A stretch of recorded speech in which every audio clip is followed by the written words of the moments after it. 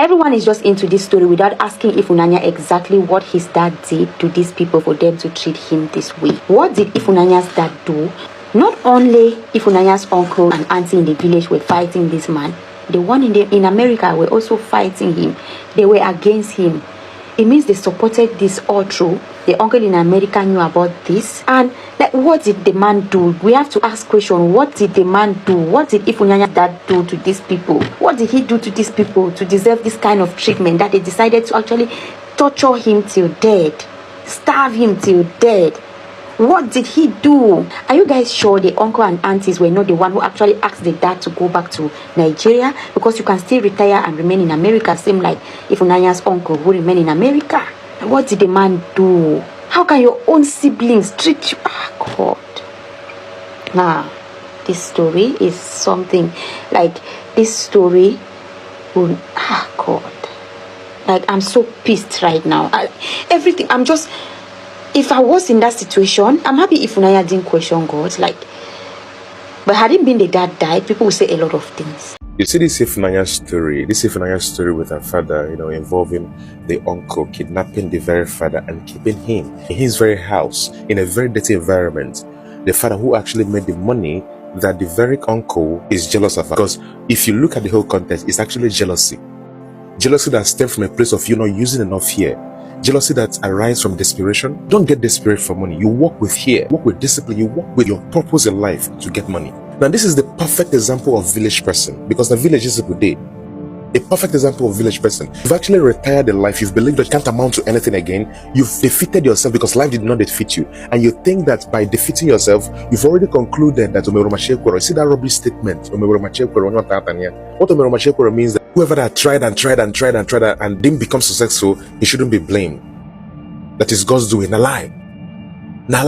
If you check the records, you either made some mistakes you never corrected. You never added discipline to your life. You never managed your time.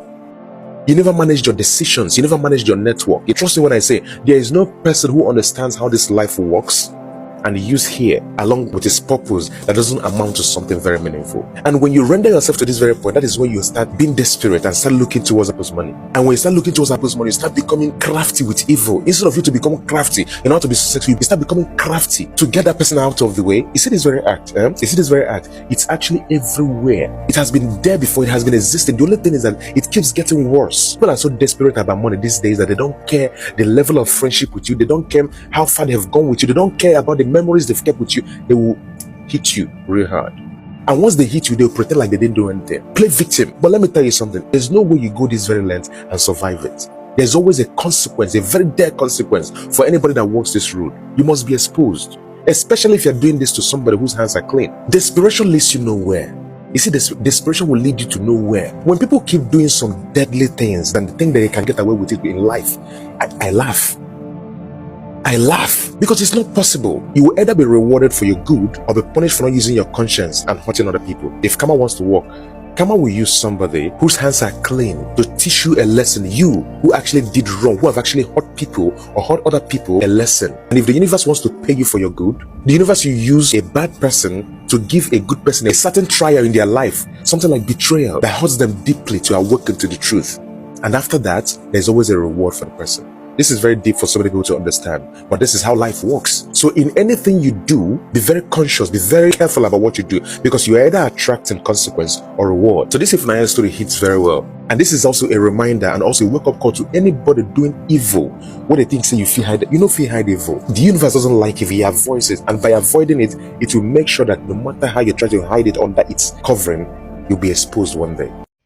As a person whose dad was assassinated in Nigeria, in Lagos, this Ifunanya story just has me traumatized again.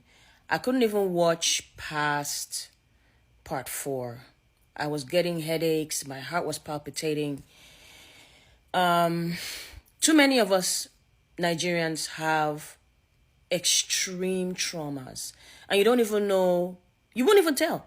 Because we are fun people, we party, we laugh, we celebrate. I will tell you this, the Nollywood movies are true. Yep. Father's side, brothers trying to take property. When my father was assassinated, Yeah, it's just too fucking, it's just too sad. Witnessing family members literally come and count property in your house. Your mother is there. Your mother is there, and they are coming to actually count property. Not even a week. Not even, the way keeping has not even happened yet. I think Nigerians need to start coming out. We need to start coming out and start telling our stories. We need to start coming out and start telling our stories. Why? Because it exposes these people's character. I think the more people realize that people are wicked, when the bad person is the one instigating and when the bad person has a community around them, you recognize that person in each story. And when you see that person in real life, you will not be an enabler of that person. These bad people are able to operate because they have enablers. That's the only way they can operate.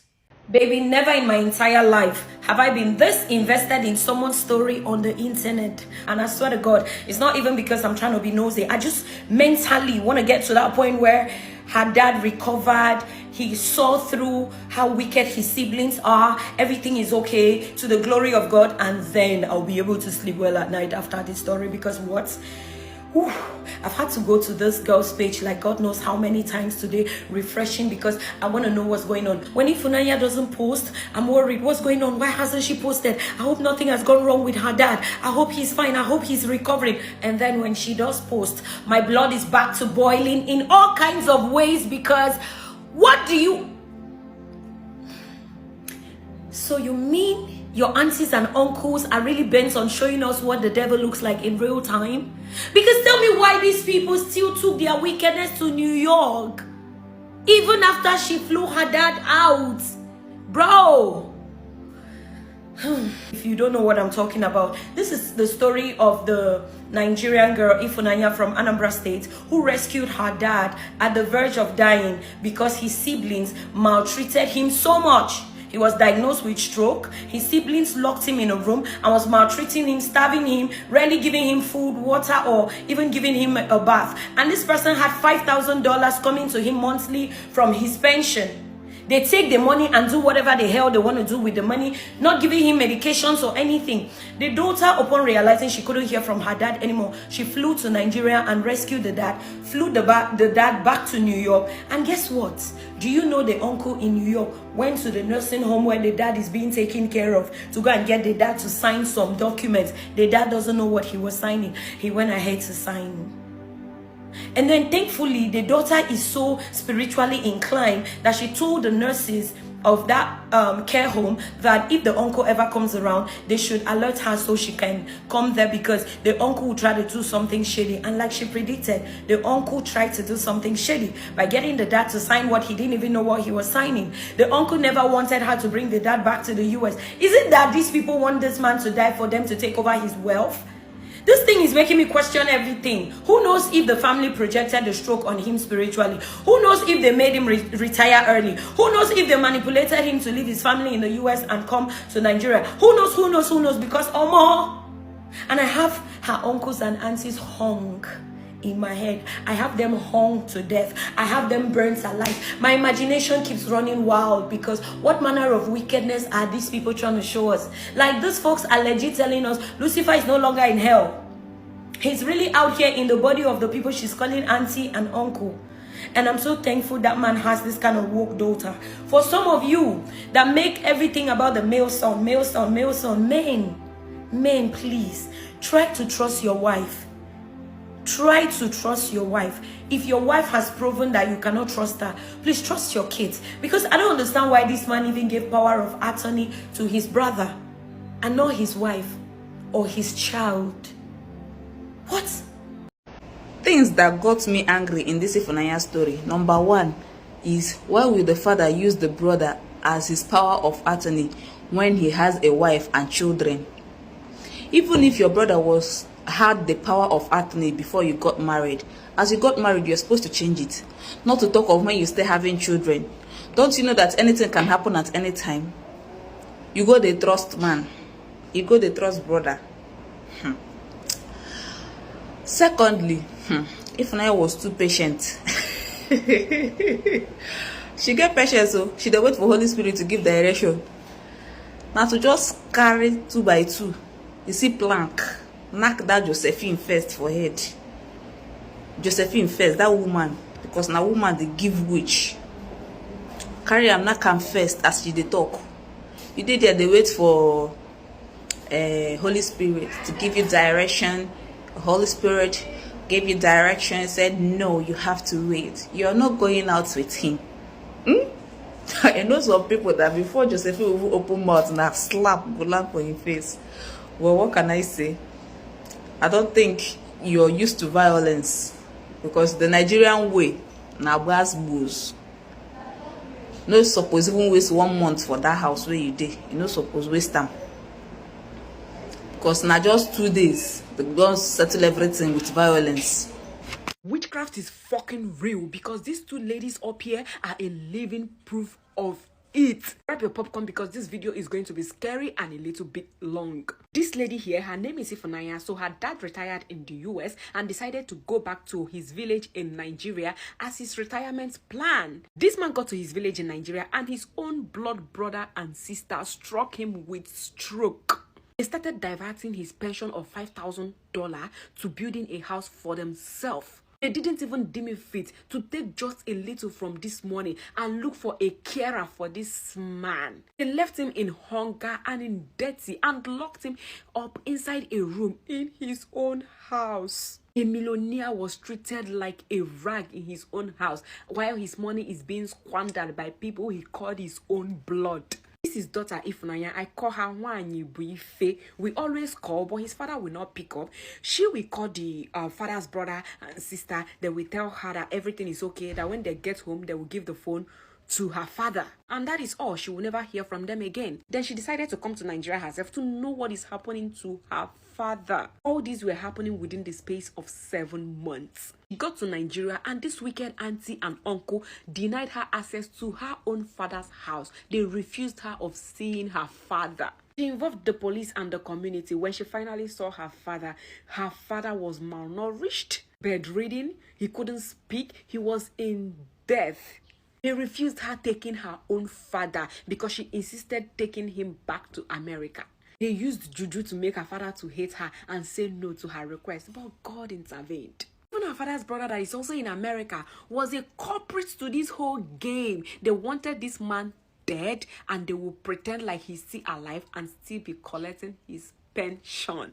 Even after successfully taking her father back to America, they were still fighting her spiritually. Men, your children and your wife are your first family. Have this at the back of your mind. None of your family member wants you to do more better than them. And for this lady here, I just finished watching Ifunaya's testimony. It took me over an hour. I sat down with my glasses watching. Yo! If this lady was not adding clips, pictures, I wouldn't have believed. I would have said, oh, this thing is a lie. How can your family members do this? How can your relatives do this? What are you saying? Oh, more. Even made me to call my mother. I said, I call my mother. I said, what? How are you? Hope nobody's maltreating you. Make her go fight. Yo, guys, if you have not seen Ifunaya's testimony, please go and see. It's like 15 parts. Took me an hour. See, now one full movie I watch. People are wicked. People are evil. The heart of man is desperately wicked, evil. They say one of the things you should be most afraid of is household wickedness. Because you see that one? There are no words. People are evil. Ifunanya testimonies. If you haven't watched it, just search Ifunanya. You'll see all the episodes. And guess what? That Ifunanya story, it happened daily in our African families. 99.9. Okay? If only African people starting to open up, we are going to hear millions of stories just like Ifunanya. Okay? And it's always the dad side who has problem. They'll start hating on you. They'll start comparing their kids to you. And especially if your dad is a little bit more successful than them. That's where all the problems start. If you're a girl, they're starting to gossip on you so that you'll get pregnant, so that you won't get married, so that you bring shame to your dad. I've seen I have seen it all in my own eyes. Oh yes. That's why we don't have family wealth, because in our African families, people are hating so much. Oh yes. I finally found a picture of Ifunanya's wicked and heartless auntie. Let me tell you guys what she did after that part 15 that Ifunanya has posted, right? I know everyone is saying that Ifunanya did a great job. Yeah, she did a very, very wonderful, amazing, peaceful job for following the Christ, following the words of the Lord, following His Holy Spirit, listening to what God was telling her. She did a great job. Ifunanya is a woman king. Ifunanya deserves her flowers. Ifunanya acted like a man. Now you guys can see that what a man can do, a woman can do much more better. People saying that was job of a man that Ifunanya did there. I hope you guys now understand that God don't only give men the power to do things that Ifunanya did. God can also choose a woman. I just finished watching Ifunaya's testimony. I'm so grateful that she was able to get her dad out of Nigeria. It's a super sad story. It's a lot of lessons within that story. And one of the key takeaways that I have is that parents should definitely be more open with their kids. Because at the end of the day, yes, family can sometimes be trusted, but I truly believe that no one will really love you like the way your kids love you if you were good to your kids. Be good to your kids. Be open with your kids. Like, I feel like in the African diaspora in general, especially with Nigerians though, we're secretive. We're private. Like, we don't really share much within our own families, which is crazy. And as someone whose parent had left the United States and moved back to Nigeria for some years, I also would be having dreams. You know what I mean? When she first said she was having dreams about her dad, she didn't know what was going on. That was me at a point, you know? Thank God I've been able to visit Nigeria a couple of times since then. I've been to my parents' different houses. Like, I know what it looks like. I know who's living there. But prior to then, that really raises your anxiety. And although your parents' siblings might seem like good people, they probably are. I don't think anyone could really love you and care about you the way your kids care about you if you were good to them as a parent.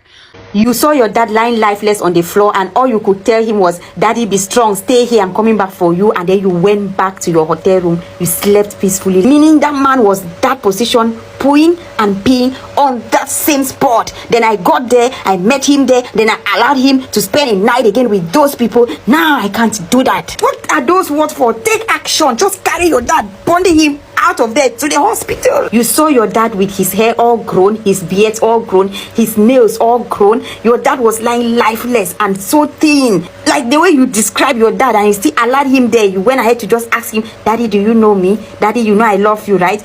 Seriously, girl, I can't bring myself to do that. No. God, no. These stories, I know you were following the Holy Spirit. Yes, it's good.